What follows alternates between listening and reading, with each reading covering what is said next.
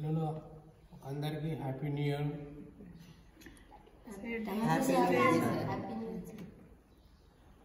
ఈరోజు మరి ఎప్పటి మాదిరిగానే కొత్త సంవత్సరం ఆగమనం సందర్భంగా మరి తుర్కపల్లిలోని సేవా రీచాల్ అనాథాశ్రమంలో ఈ బాలల మధ్య వృద్ధుల మధ్య మనం కొత్త సంవత్సరం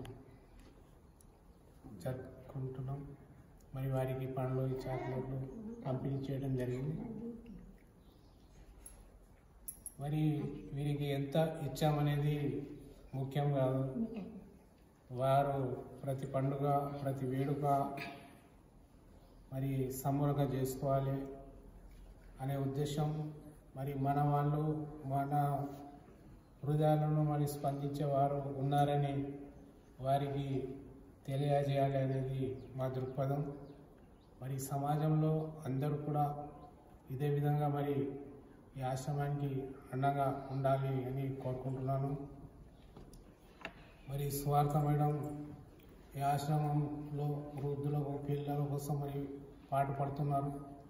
వారు 5 నిమిషాలు వారి కృషితో మరి ఎంతగానో వీరికి సేవలు చేస్తున్నారు. కాబట్టి మరోసారి వారిని కూడా ఫౌండర్ స్వార్థ మేడంను అభినందిస్తున్నాము.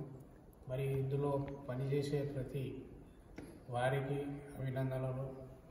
ఎందుకంటే పిల్లల్ని చదివించి పెద్ద చేసి మరి వారికి పెద్ద పెద్ద డిగ్రీలు ఇప్పించిన ఘనత స్వార్థ మేడంకు దక్కుతుంది.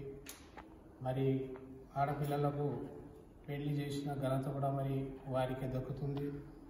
కాబట్టి రాజకీయాలకు అతీతంగా నాయకులు మరి పెద్దలు అందరూ ఈ ఆశ్రమానికి స్వార్థ మేడంకు అండగా ఉండాలని ఈ సందర్భంగా తెలియజేసుకుంటున్నాను. మరి ఇక్కడ చేసిన మరి మిత్రులు మరి సార్ పి నరసింహారెడ్డి గారికి, మరి మిత్రుడు నాయకులు బత్తుల శశికాంత్ యాదవ్ గారికి నేను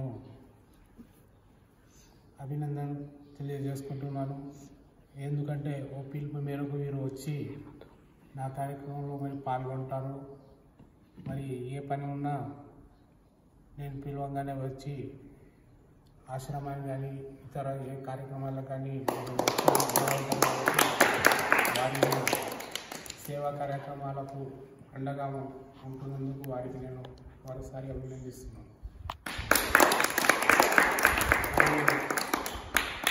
నూతన సంవత్సర శుభాకాంక్షలు మరోసారి తెలియజేసుకుంటున్నాను. మరి ఈ ఆశ్రమానికి మేము ఎప్పటికీ మాదిరిగానే అండగా ఉంటాం. ఎందుకంటే ఎవరు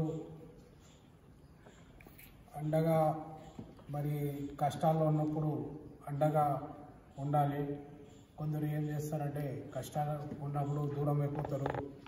మరి అన్నీ సర్దుకున్నప్పుడు ఉంటారు. కాబట్టి మేము సమానంగా కష్టమున్నా ఏదున్నా ఈ బుడిబుడి అడుగుల పిల్లలకు మరియు వృద్ధులకు సమానంగా ఎప్పటి మాదిరిగా అండగా ఉండి వారికి సేవలు చేయాలని మా ఉద్దేశం.